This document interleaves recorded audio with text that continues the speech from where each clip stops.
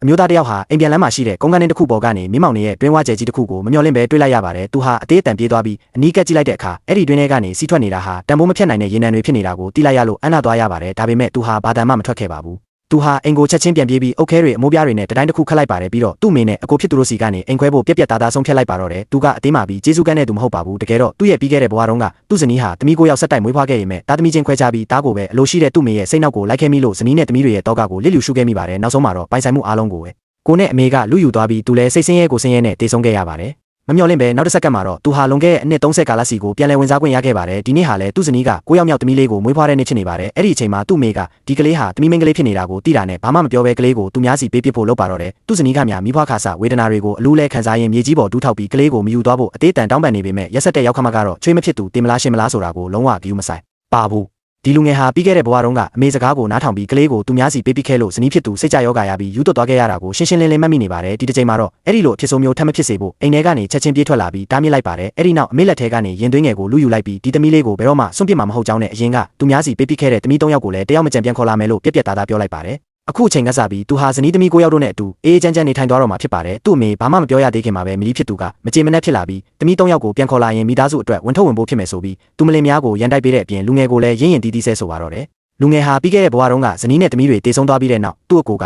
အိမ်ယာမြေကွက်ကိုလူယူခဲ့တာကိုပြန်နှွေးမိသွားပါတယ်။အဲ့ဒီတုန်းကသူတွေကပဲသူ့ကိုအိုစာမင်းစာလှုပ်ကြွေးမှာမို့လို့ဆိုပြီးပင်ပန်းဆင်းရဲတဲ့အလုံးမှန်သမျှကိုသူ့ပေါ်ကြီးပုံချခဲ့ကြတာဖြစ်ပါတယ်။သူ့ရဲ့လှုပ်အားလုံးကိုညှစ်ထုတ်ပြီးတဲ့နောက်မှာတော့သူ့ကိုအမိုက်လိုခြေစုံကန်ထုတ်ခဲ့ကြတာပါ။ဒါကြောင့်သူကညီကိုချင်းဖြစ်ပေမဲ့စရင်ရှင်းရှင်းပဲနေကြဆိုလို့ပြောပြီးအိမ်ခွဲဖို့ချက်ချင်းပြောလိုက်ပါတယ်။သူ့မိကတော့ချွေးမဖြစ်သူကရန်တိုက်ပေးတယ်လို့ထင်ပြီးတားမမွေးနိုင်တဲ့အပြင်အိမ်ထောင်စုကြီးတစ်ခုလုံးကိုပြောင်းဆန်အောင်လုပ်တယ်ဆိုပြီးချွေးမောက်ကိုဆဲဆိုပါတော့တယ်။ဒီစကားကြောင့်ဇနီးဖြစ်သူဟာရင်ခွဲမတက်ခံစားရပေမဲ့သူမပိုးကြောက်တာကတော့လင်းယောက်ျားဖြစ်သူစိတ်ပြောင်းပြီးသမီးလေးကိုပေးပစ်လိုက်မှာကိုပဲဖြစ်ပါတယ်။ဒါပေမဲ့မျက်ရည်ဝိုင်းနေတဲ့လူငယ်ကဇနီးဖြစ်သူကိုအဲ့ဒီလိုဘယ်တော့မှမလုပ်ဘူးလို့ကတိပေးလိုက်ပါတယ်။အဲ့ဒီနောက်သူဟာပိုင်ဆိုင်မှုအားလုံးကိုသူ့အကိုစီလွဲပေးလိုက်ပြီးအိမ်ခွဲစာချုပ်မှာလက်မှတ်ထိုးလိုက်ပါတယ်။သူ့မိကတော့ဆင်းရဲဒုက္ခရောက်မှာကြောက်တာကြောင့်စံရည်စပားတွေကိုတင်းကျုံယူပြီးတားကြီးအိမ်ကိုလိုက်သွားပါတော့တယ်။အိမ်မှာချက်ပြုတ်ဖို့စံတဆေးမှမကြံတော့တာကိုမြင်တော့ဇနီးဖြစ်သူကတော်ဟင်းတီးဟင်းရွက်သွားကူဖို့ဓာမတချောင်းကိုကောက်ကင်လိုက်ပါတယ်။ဒါကိုလူငယ်ကချက်ချင်းတားလိုက်ပြီးမိဖွားခါစမိုးလို့အေးအေးဆေးဆေးနားနေဖို့နဲ့ပိုက်ဆံရှာဖို့ကိစ္စကိုသူ့ပေါ်ပဲပုံထားလိုက်ဖို့ပြောလိုက်ပါတယ်။သူ့ရဲ့ကြောပြင်ကိုကြည့်ပြီးဇနီးဖြစ်သူဟာစိတ်ထဲမှာဝေခွဲမရဖြစ်နေပါတယ်။တခါမှအလောက်ကိုင်မရှိပြင်းကြီးခဲ့တဲ့လင်းယောက်ျားဟာအခုလိုတာဝန်တီးပြီးအားကိုးထိုက်တဲ့သူဖြစ်လာလိမ့်မယ်လို့သူမှလုံးဝမမျှော်လင့်ထားခဲ့ပါဘူး။ဒါပေမဲ့သူထွက်သွားပြီးမကြခင်မှာပဲသမီးလေးတွေရဲ့ဘိုက်ကစားလောင်လုံးလို့တက်ကက်မိလာပါတော့တယ်။အဲ့ဒီအချိန်မှာမိဖြစ်သူကချက်ပြုတ်ခါစပြောင်းပူးဆန်ပြုတ်ကိုကင်ပြီးရောက်လာပါတယ်။သူမတို့မိသားစုကကောင်းကောင်းမွန်မွန်စားတော့နေရကြောင်းလာရောက်ကြွားပါပြီးကလေးတွေနဲ့ဇနီးဖြစ်သူကိုရင်းတီးတဲ့စကားတွေပြောဆိုပါတော့တယ်။အဲ့ဒီအချိန်မှာပဲကျောင်းကပြန်လာတဲ့လူငယ်ရဲ့သမီးကြီးဆုံးက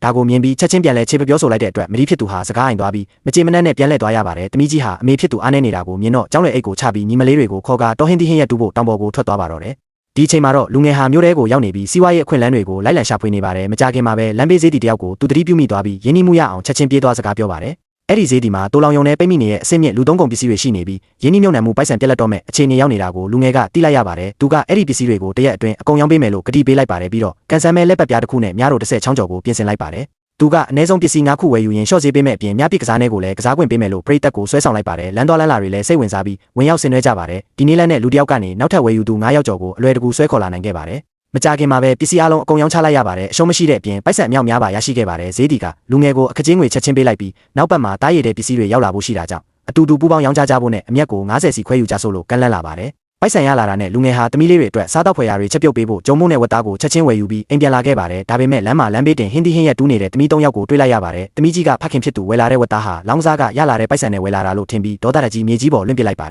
ယ်ပြီးတော့ဖခင်ကောင်းတယောက်မပြီးတဘူးလို့ဆွဆွဲပြောဆိုရတော့တယ်သူရှင်းပြဖို့လုံနေတော့မှာပဲသမီး1ယောက်ကပြပြတလဲပြေးလာပြီးသမီးဒုတိယမြောက်ငါဖန်ရင်မြစ်ထဲပြုတ်ကျသွားပြီလို့လာပြောပါတယ်လူငယ်လည်းမျက်စီကိုချက်ချင်းပြေးသွားပြီးရေထဲခုန်ဆင်းကသမီးလေးကိုကယ်တင်လိုက်ပါတယ်အိမ်ပြန်ရောက်တော့ကလေးတွေအတွက်ကောင်းကောင်းမွန်မွန်ချက်ပြုတ်ကျွေးမွေးရဲ့အတွက်ဇနီးဖြစ်သူရဲ့မျက်နှာမှာကြာမြင့်စွာပျောက်ဆုံးနေတဲ့နှွေးထွေးရဲ့အပြုံးတွေပြန်လဲပေါ်ပေါက်လာပါတယ်ဒီမြင်ကွင်းကိုမိဖြစ်သူကမမျှော်လင့်ပဲမြင်သွားပြီးသူမရဲ့ယောက်ျားနဲ့ရောက်ခမကိုချက်ချင်းသွားခေါ်ပါတော့တယ်သူတို့3ယောက်ဟာလူငယ်ရဲ့လက်ထဲကအစားအစာတွေကိုမယုံကြည်နိုင်စရာမျက်လုံးတွေနဲ့ကြည့်ပြီးအတင်းတမလူယူဖို့လာကြပါတယ်လူငယ်ကတော့ဇနီးနဲ့သမီးတွေစိတ်နှောက်ယှက်ဖြစ်မှာစိုးလို့တကားကိုချက်ချင်းအပိတ်ပြီးအပြင်မှာပဲသူတို့နဲ့စကားပြောပါတော့တယ်ဒါပေမဲ့အကျိုးကြောင့်မသိတဲ့အမေဖြစ်သူကတော့နားမထောင်ပဲပြီးခဲ့တဲ့ဘဝကလိုပဲတားဖြစ်သူကိုစိတ်ပိုင်းဆိုင်ရာပုံသွင်းဖို့စူးစမ်းပြန်ပါတယ်အကိုနဲ့မကြီးကလည်းရလာတဲ့ပိုက်ဆံတွေကိုအမေစီအကုန်အပ်ဖို့ဘေးကနေမြောက်ထိုးပင်ကောလောက်ကြပါတယ်ကံကောင်းတာကအိမ်ခွဲစာချုပ်ကိုအရင်ကတည်းကရေးထိုးထားခဲ့တာမို့အပြစ်ရှိနေတဲ့အမေဖြစ်သူဟာနောက်ဆုံးမှာတော့ဘာဆက်ပိတ်သွားရပါတယ်မမျှော်လင့်ပဲအရှက်မရှိတဲ့အကိုဖြစ်သူကအစားအစာတွေကိုလူယူဖို့စူးစမ်းတဲ့အခါလူငယ်ကအရှော့မပေးရဲသူ့ကိုမြေကြီးပေါ်တွန်းလဲပစ်လိုက်ပါတယ်ပြီးတော့သူတို့3ယောက်ကိုအခုချိန်ကစားပြီးသူ့မိသားစုဟာသူ့ဇနီးနဲ့ကလေးတွေရဲ့ဖြစ်ကြောင်းသူတို့ကိုလာရောက်နှိပ်စက်တဲ့သူမှန်သမျှကိုညာတာမှမဟုတ်ကြောင်းပြက်ပြက်သားသားသတိပေးလိုက်တဲ့အတွက်သူတို့3ယောက်လည်းနောက်ဆုံးတော့ပြန်လှည့်သွားကြရပါတယ်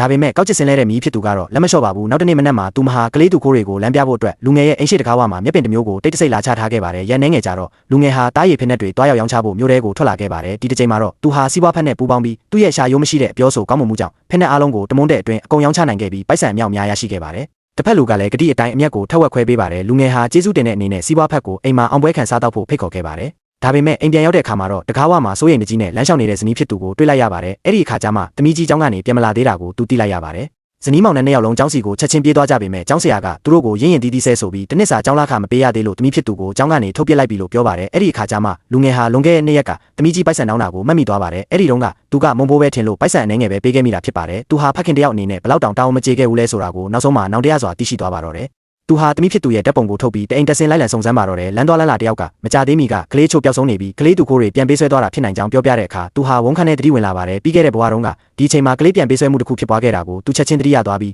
သမီးကြီးပြန်ပေးဆွဲခံလိုက်ရပြီဆိုတာတေချာသွားပါတယ်သူ့ထင်ဟာတကယ်ပဲမှန်ကန်နေပါတယ်ကလေးသူခိုးကမင်းကလေးကိုအလောက်ရှာပေးမယ်လို့ဟန်ဆောင်ပြီးသူ့အိမ်ထဲကိုလှည့်စားခေါ်ဆောင်သွားခဲ့တာဖြစ်ပါတယ်ကလေးသူခိုးဟာဒီအိမ်မှာသမီးကိုရောက်ရှိတာကိုသိထားပြီးအိမ်ရှိမှာမျက်ပင်ချထားတာကသမီးတွေကိုသူများစီပေးပစ်တော့မယ်ဆိုတဲ့အတိတ်ပဲဖြစ်ကြောင်းသိထားတာဖြစ်ပါတယ်ဝမ်းနဲ့ကြေကွဲနေတဲ့သမီးကြီးကများဖခင်ဖြစ်သူကသူမကိုအလိုမရှိတော့ဘူးထင်တဲ့အသေးတန်ငိုကြွေးနေရှာပါတယ်ဒါပေမဲ့ကံကောင်းစွာနဲ့ပဲအရေးကြီးတဲ့အချိန်ခါမှာဖခင်ဖြစ်သူရဲ့အတန်ဟာအပြင်ဘက်ကနေရုတ်တရက်ထွက်ပေါ်လာပါတော့တယ်